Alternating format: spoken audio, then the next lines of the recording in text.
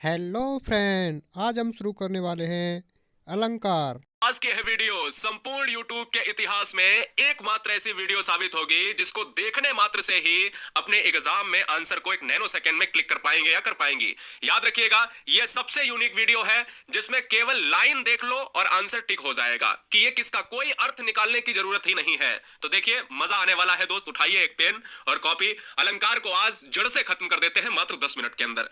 देखिए, अलंकार से दो क्वेश्चन जो नॉर्मल तौर पर पूछे जाते हैं उसकी परिभाषा से पूछे जाते हैं। पहला क्वेश्चन यही बन जाता है कि ये बता दीजिएगा कि काव्य की शोभा बढ़ाने वाले तत्व को क्या कहते हैं। ऑप्शन दे देता है छंद। छंद में बहुत सारे ऑप्शंस, रस आ जाएगा, अलंकार आ जाएगा, समास आ जाएगा, संधि आ जाएगा, है ना। तो आइए डाल लीजिएगा अलंकार। अलंकार का अर्थ जान लीजिएगा कि अलंकार यानी अलम धनकार। अलंकार का मतलब होता है, यानी दो शब्दों से यह मिलकर बना है, एक अलम है और एक कार है। यहां अलम का अर्थ होता है आभूषण या गहना। जिस तरीके से मेरे लाल एक स्त्री अपने, एक बहन अपने शरीर पर आभूषण को पहनती है और बहुत सुंदर लगती है, उसी तरीके से काव्य जो है, काव्य का आभूषण क्या है? काव्य का आभूषण है अलंकार है। तो स्त्री के लिए उसका आभूषण गहना होता है, इसी तरीके से काव्य का आभूषण होता है क्या? अलंकार होता है। तो अलम का अर्थ होता है आभूषण या गहना। तो मतलब निकल कर आया कि काव्य की शोभा बढ़ाने वाले तत्व को अलंकार कहते हैं। अगर हम परिभाषा को बहुत आसानी से समझें तो अलंकार शब्द यानी अलम और एवं कार से बना हुआ है, जिसका अर्थ आभूषण या विभूषित करने वाला। सिंपल सा है, ये एक परिभाषा आप लिख लीजिएगा जो एग्जाम में बहुत अच्छे से पूछी जाती है। अच्छा, अलंकार आपने देखा होगा बहुत से, आपने अनुप्रास, यमक, श्लेष, है ना, उपमा, रूपक, उत्प्रेक्षा, मानवीकरण, अतिशयोक्ति, बहुत तरह तरह के अलंकार। लेकिन आज तो इतना आसान होने वाला है जैसे आपने हिंदी में कहोगे अरे सर ये तो सबसे यूनिक था, मतलब इससे पहले आपने पढ़ा ही नहीं होगा। तो मैं आपको बताता हूं, मेरी ये वीडियो अलंकार की एक और दोस्तों 7 से 8 मिलियन वाली वीडियो है, आपने देखी होगी। तो अलंकार के भेद प्रमुखता दो प्रकार के माने जाते हैं। अलंकार दो प्रमुख प्रकार के, शब्द अलंकार होता है, एक अर्थालंकार होता है, ठीक है ना। एक उभय अलंकार आता है, लेकिन प्रमुख रूप से दो प्रकार के अलंकार होते हैं, जिसमें शब्द अलंकार में अनुप्रास, यमक, श्लेष, पुनरुक्ति वगैरह डॉट डॉट आ जाते हैं। और अर्थालंकार देखो, जो शब्द के द्वारा इंडिकेट होते हैं वो शब्द, जो अर्थ के द्वारा होते हैं वो अर्थ। उपमा, रूपक, उत्प्रेक्षा, मानवीकरण, इनको लिखने की जरूरत नहीं, अभी लिखो मत, केवल अब डालिए हेडिंग कि अगर हम अर्थालंकार में उपमा अलंकार पढ़ रहे हैं। भाई क्वेश्चन अगर आ गया कि मुख चंद्रमा सा सुंदर है तो बताओ कौन सा अलंकार। अब बच्चा परेशान, समझो इतना आसान मैं बना दूंगा कि आप एग्जाम में 1 नैनो सेकंड तो बहुत बड़ी बात है, नैनो से भी छोटा अगर है तो भैया उसमें भी आंसर क्लिक होगा। देखिए, उपमा अलंकार को पढ़ने के लिए बस एक लॉजिक, एक सिंबल याद रखो। जब पंक्ति में योजक चिन्ह आ जाए और उसके बाद सा सी से सम, याद रखिएगा, सा सी से सरिस या सम, सम भी लिख लीजिएगा, सासी से सम, सरिस वगैरह इस तरीके के शब्द देखने को मिल जाए तो उसमें उपमा अलंकार ठोक दीजिए, मतलब योजक चिन्ह। अब दिमाग में ये डाल लो कि हर योजक चिन्ह वाला उपमा नहीं होगा। योजक चिन्ह की कंडीशन यह है कि योजक चिन्ह के बाद ये जरूर आना चाहिए, जैसे मुख चंद्रमा, योजक चिन्ह के बाद देखिए सा आया, योजक चिन्ह के बाद सा आया, सा आ जाए, सी आ जाए, सम आ जाए, से आ जाए, सरिस। तो मतलब यह है कि उपमा अलंकार तभी आएगा जब तुलना होगी, दो वस्तुओं में कंपैरिजन होगी। कहता है मुख चंद्रमा सा सुंदर है, मुख की तुलना चंद्रमा से कर दी। कर कमल सा कोमल है, हाथ की तुलना दोस्तों कर दी है ना कमल से, है ना। याद रखिए, अगर नहीं समझे तो आइए ध्यान दीजिएगा। मखमल के, देखिए कर कमल सा बता चुके, मखमल के झूले पड़े हाथी सटीला। देखो योजक के बाद सा आ गया है, तो मतलब योजक के बाद अगर सा, योजक क्या, योजक ये है डैश, जिसको डैश कहते हैं। डैश के बाद अगर सा आ जाए, सी आ जाए, सम आ जाए, तो दुनिया का सारा टेंशन डिप्रेशन छोड़ के उपमा ठोक दीजिए, कभी गलत नहीं होगा। बात खत्म हो गई, बात खत्म हो गई। आइए अब रूपक में भी योजक आता है। देखो रूपक उपमा को कितना आसान से हम अलग कर देते हैं, देखो कितना मजा आ जाता है दोस्तों। आप कहोगे कि सर कभी हमने रूपक नहीं पढ़ पाया था, आज तो आपने ऐसे समझा दिया चुटकी में। देखो जब पंक्ति में योजक चिन्ह आए, अब आप कहोगे कि सर आपने तो यह भी बताया था कि उपमा में भी योजक चिन्ह आए। अरे भाई, योजक चिन्ह के बाद हमने कहा था सासी से सम सरिस आ जाए तो उपमा ठोक देना, और मैंने कहा कि अगर योजक चिन्ह के बाद सासी से सम ना आए तो रूपक ठोक देना। बात खत्म, मतलब आ जाए सासी से सम तो उपमा, और ना आए सासी से तो भैया के अलंकार होगा, रूपक होगा। मैया मैं तो चंद्र खिलौना ली हूं, मतलब योजक चिन्ह के बाद सासी से ना आकर शब्द, शब्द शब्द के बीच में शब्द चंद्र है, खिलौना चंद्र है, बीच में योजक है, शब्द शब्द के बीच में योजक आ जाए तो रूपक हो जाएगा। कैसे, आइए और जान ले। दो उदाहरण और देता हूं। चरण कमल बंदो हरिराय, कितनी बार एग्जाम में आया चरण। आज ही वीडियो को अगर पसंद आ रहा हो तो चैनल को सिलेक्शन के लिए, पास होने के लिए सब्सक्राइब कर ले, बहुत ईमानदारी से, हर बहन हर भाई बहुत ईमानदारी से सब्सक्राइब कर ले।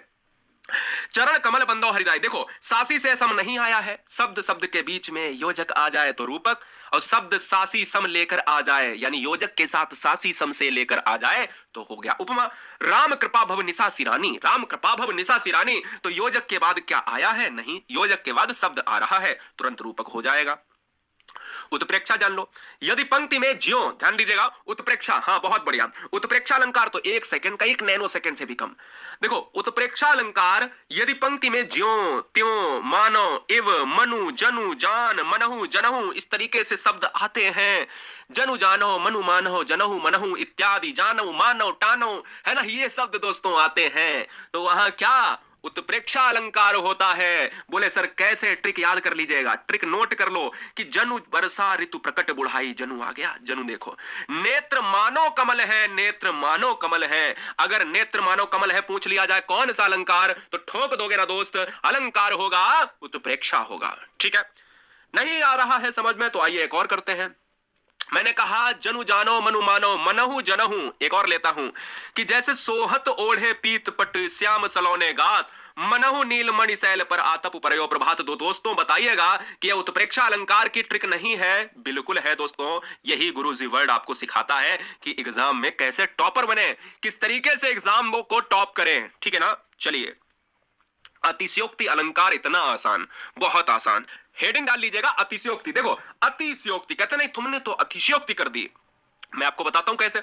अतिशयोक्ति का मतलब होता है जहां किसी गुण या स्थिति का बढ़ा चढ़ाकर वर्णन किया जाए। अतिशयोक्ति का मतलब होता है कि जब भी कोई बात को बढ़ा चढ़ाकर कह दिया जाए, बस इतनी ही परिभाषा आपको याद रखनी है कि जब भी किसी भी स्थिति को बढ़ा चढ़ाकर, मतलब तिल का ताड़ बना देना। आपने देखा होगा आपके भी मोहल्ले में, आपके भी शहर कस्बे में, आपके आसपास पड़ोसी भी ऐसे बहुत से लोग होते हैं जिनमें एक आधा लोग छोटी बात को बड़ी बात बनाकर बताता है ना, बड़ी बात बनाकर के बोला कि मैंने तो एक बार स्कूटी को हवा में उड़ा दिया, है ना, मैंने एक बार मोटरसाइकिल को हवा में उड़ा दिया, है ना, कोई बीमार है तो उसको बोल दिया अरे वो तो मर गया।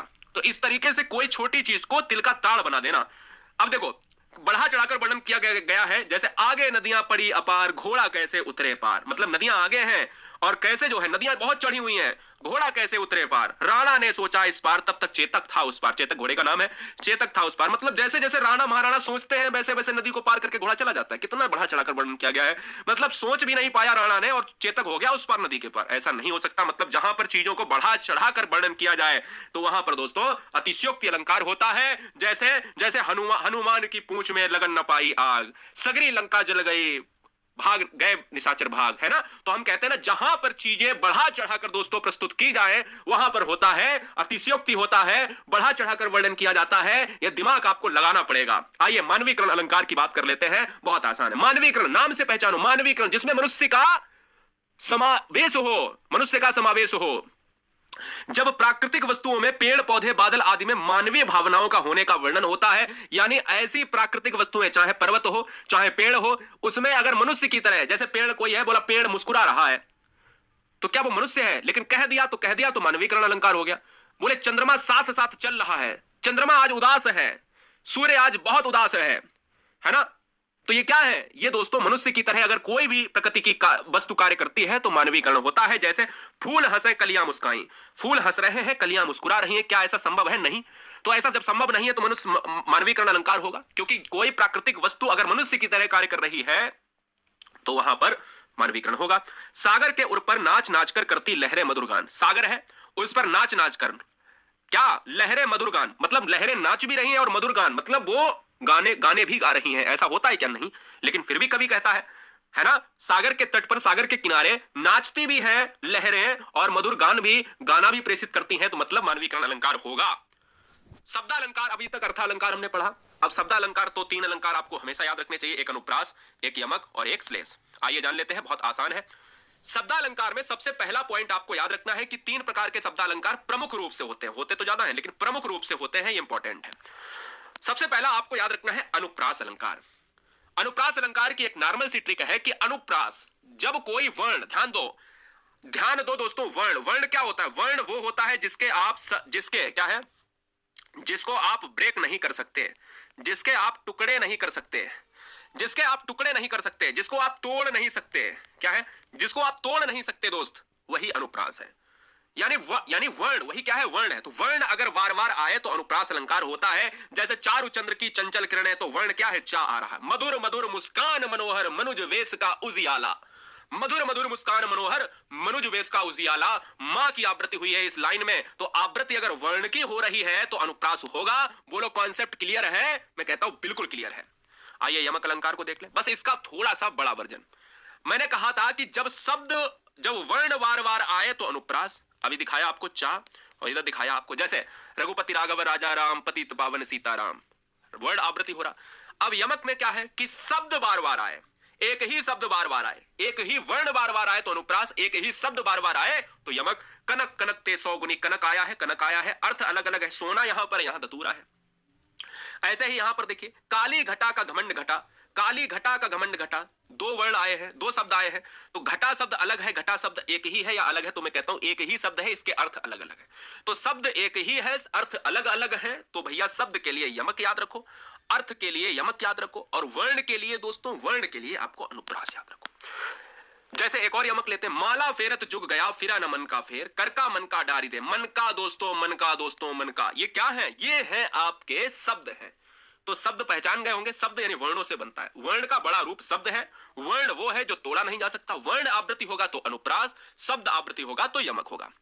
और अब इस वीडियो का अंतिम अलंकार है। वीडियो को लाइक नहीं किया है, ये सबसे बड़ी नाकामी हमारी है कि मुझे लगता है कि अभी भी कमी है कुछ।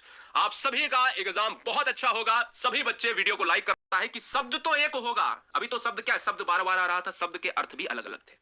शब्द तो एक होगा, लेकिन हो सकता है एक ही शब्द के कई अर्थ हों। जैसे रहीमन पानी राखिए बिन पानी सब सून, पानी गए ना उबरे मोती मानुष शून, मोती मानुष शून। तो यहां पर क्या है, शब्द की बात अगर मैं कर लेता हूं, जैसे पानी का पहला अर्थ मनुष्य के संदर्भ में है, जिसका मतलब विनम्रता है। रहीम जी कह रहे हैं कि मनुष्य हमेशा विनम्रता, यानी जो पानी है विनम्र होना चाहिए। और पानी का दूसरा अर्थ होता है आभा या तेज या चमक से है, ठीक है ना? तो याद रखिएगा, जिसके बिना मोती का कोई मूल्य नहीं है। तो यहां पर एक ही शब्द पानी, उसके अलग अलग अर्थ को दर्शाया गया है। शब्द एक ही है, लेकिन उसके अर्थ जो है, एक शब्द के अर्थ को कई तरीके से डिस्क्राइब किया गया है। तो अगर इसको थोड़ा सा अगर मैं डिटेल में समझता हूं, जैसे क्या है बेटा, जैसे अगर देखा जाए, क्या जैसे देखा जाए कि अगर वर्ण है तो कहा है, लेकिन अगर मैं कह रहा हूं आपसे कि अगर शब्द बार बार आ रहा है तो वो यमक हो रहा है, राइट? लेकिन शब्द दोस्तों एक ही है और उसके शाखाएं, उसके अर्थ बहुत अलग अलग हैं। जैसे कहा जाता है दोस्तों कि रहीमन पानी राखिए, पहला। एक आपने सुना होगा कि जे रहीम गति दीप की कुल कपूत गति सोए, 12 उजियारो करे बढ़े अंधेरो होए। तो ना, ये भी दोस्तों आपका 2-3 एग्जांपल ही इसके हैं केवल, जो सबसे ज्यादा पूछे जाते हैं, ठीक है ना? तो ये बात आपको याद रखनी है। दूसरा